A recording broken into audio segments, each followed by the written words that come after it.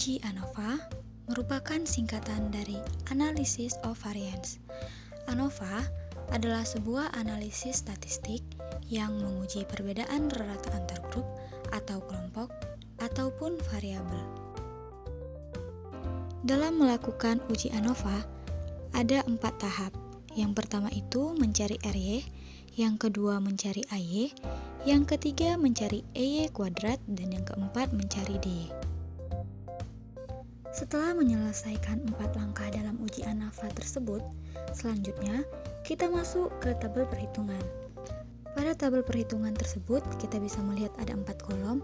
Yang pertama terdiri dari jumlah variasi, yaitu terdiri dari rata-rata, antar kelompok, dalam kelompok, dan jumlah. Pada kolom kedua, itu terdapat DK atau derajat kebebasan.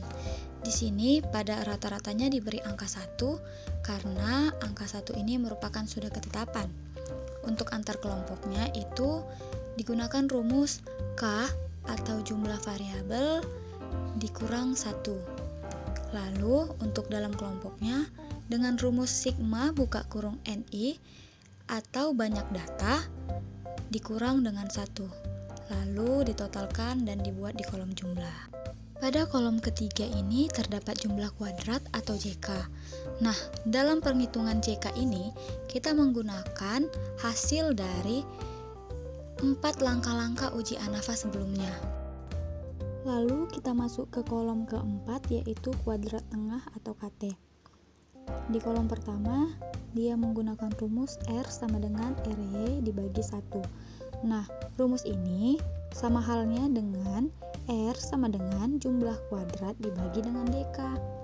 Lalu setelah kita memperoleh hasil dari kuadrat tengah ini, kita masuk ke kolom yang terakhir, yaitu kolom F.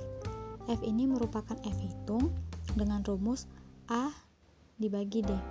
A dibagi D ini merupakan hasil dari A di kuadrat tengah dibagi dengan hasil D di kuadrat tengah. Setelah kita memperoleh hasil dari F hitung, selanjutnya kita masuk ke F tabel. Untuk F tabelnya kita menggunakan tabel F dengan alfa 0,05. Lalu untuk menentukan DKPB-nya atau DK pembilang, kita menggunakan hasil dari antar kelompok. Sedangkan untuk DKPY atau DK penyebut, kita menggunakan hasil dari dalam kelompok. Lalu setelah kita menemukan hasilnya, kita lanjut dengan membandingkan F tabel dengan F hitung.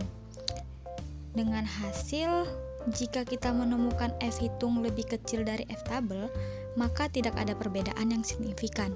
Namun, jika F hitung lebih besar daripada F tabel, maka terdapat perbedaan yang signifikan secara statistik.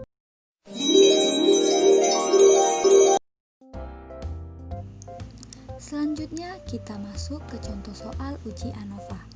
Di sini bisa kita lihat tabel yang terdiri dari 3 kotak data, yaitu X1, X2, dan X3.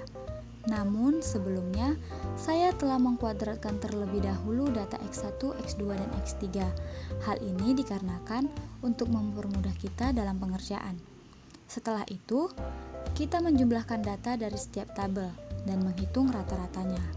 Nah, untuk menghitung rata-rata, digunakan rumus dengan jumlah data dibagi dengan banyak data. Contohnya seperti data X1 keseluruhan itu totalnya 160. Lalu dibagi dengan banyak datanya sebanyak 6. Maka 160 dibagi 6 hasilnya 26,6. Begitu pula untuk data X2 dan X3. Tahap yang pertama itu kita mencari RY, yaitu sigma J kuadrat dibagi sigma NI. Jadi hasil dari penjumlahan X1, X2, dan X3 dikuadratkan lalu dibagi dengan banyaknya jumlah data dari tiap data. Hasilnya itu 198,025 dibagi dengan 18, maka hasilnya 11,001. Selanjutnya kita masuk ke tahap kedua, yaitu mencari AY dengan rumus sigma JI kuadrat dibagi NI dikurang RY. Jadi di sini setiap data yang telah dijumlahkan lalu dikuadratkan, setelahnya dibagi dengan banyaknya data. Begitu juga selanjutnya. Lalu setelah itu dikurang dengan hasil dari RY, maka hasilnya untuk AY diperoleh 217. Untuk tahap yang ketiga, kita mencari sigma Y kuadrat. Nah, sigma Y kuadrat ini diperoleh dari nilai-nilai pada setiap data yang telah kita kuadratkan. Tadi di awal, saya sudah memberitahukan bahwa terlebih dahulu kita harus mengkuadratkan setiap data yang ada pada X1, X2, dan X3. Kita bisa melihat gambar tabel yang ada di bawah. Maka diperolehlah semuanya 11,931. Untuk tahap yang terakhir yaitu kita mencari DY. Pada mencari DY ini, seluruh hasil dari sigma Y kuadrat dikurang dengan RY dikurang dengan AY, maka diperolehlah nilainya sebesar 713. Selanjutnya kita mencari nilai F hitung. Di sini bisa kita lihat tabel yang telah tersaji. Untuk nilai DK pada rata-rata itu dinominalkan menjadi 1. Mengapa 1? Karena itu adalah suatu ketetapan. Lalu untuk nilai antar kolomnya diperoleh 2 karena rumusnya K dikurang 1. K itu merupakan jumlah data. Jumlah data kita kan ada 3, maka 3 dikurang 1 diperolehlah 2. Lalu untuk dalam kelompok itu digunakan rumus sigma NI dikurang 1. Berarti banyak data dari kelompok dikurang 1, maka diperolehlah 18. Setelah itu untuk DK-nya kita jumlahkan keseluruhan, lalu diperolehlah semuanya 18. Selanjutnya untuk kolom jumlah kuadrat, kita hanya perlu memasukkan hasil yang kita peroleh dari nilai RY, AY, sigma Y kuadrat, dan dari nilai DY. Selanjutnya kita masuk ke tahap kuadrat tengah. Nah, pada kuadrat tengah ini diperoleh dengan pembagian antara jumlah kuadrat dengan DK, yaitu untuk rata-ratanya 11,001 dibagi 1, maka diperoleh hasilnya tetap 11,001. Lalu untuk antar kolomnya yaitu 217 dibagi 2, maka diperoleh hasilnya 108,5. Begitu juga untuk dalam kolom 713 dibagi 15, maka hasilnya 47,53. Selanjutnya kita mencari nilai F hitung.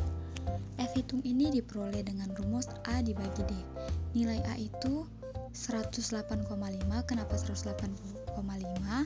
Itu karena diambil dari nilai A yang ada pada kuadrat tengah. Sedangkan untuk nilai D-nya diambil juga pada kuadrat tengah, yaitu 47,53. Maka kita bagikan diperoleh hasilnya 2,28. Selanjutnya kita akan mencari F tabel. Untuk mencari F tabel ini kita menggunakan alfa 0,05. Di sini kita akan mencari nilai dari DK pembilang dan DK penyebut. DK pembilang diperoleh dari nilai antar kelompok yaitu 2. 2 ini akan digunakan sebagai penunjuk kolom pada tabel F. Sedangkan di penyebutnya diperoleh dengan nilai 15 yang akan dipergunakan sebagai penunjuk baris pada tabel F. Maka dari tabel F diperoleh nilai sebanyak 3,68. Untuk itu, kita bisa cek pada tabel F untuk membuktikan kebenarannya. Oke, di sini telah tersaji tabel F-nya. Kita bisa melihat kolom kedua dengan baris ke-15. Di sini tertera dengan nominal 3,6825. Setelah kita memperoleh hasil dari F hitung dan F tabel, maka kita dapat menyimpulkan bahwasannya nilai F hitung lebih rendah dari nilai F tabel. Maka di sini dapat disimpulkan bahwasannya tidak ada hubungan ataupun perbedaan yang signifikan antara keduanya. Sekian video dari saya. Mohon maaf apabila masih ada kekurangan dalam penyampaian isi materi maupun dalam penjabaran contoh soal. Thank you for watching. See you, bye-bye.